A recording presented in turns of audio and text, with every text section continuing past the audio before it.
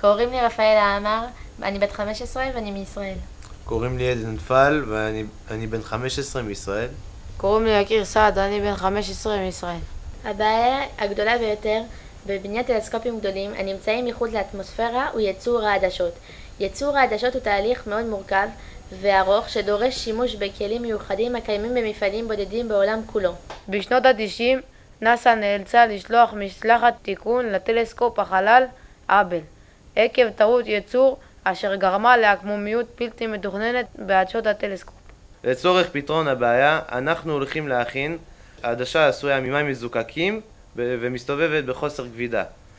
בעזרת כיווני האוויר אנחנו ניצור את העקמומיות הרצויה.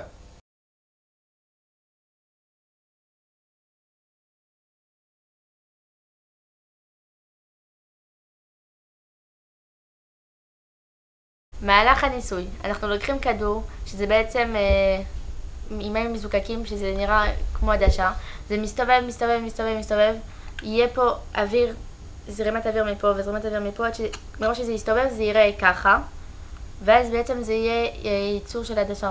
השימושים עתידיים, בעתיד ניתן יהיה ליצור טלסקופ מתקפל אשר משוגר לחלל בנפח קטן במיוחד, אך לאחר שיגיע למסלול בחוסר כבידה נפתח הטלסקופ ענק בעל עדשה מבוססת על נוזל שקוף.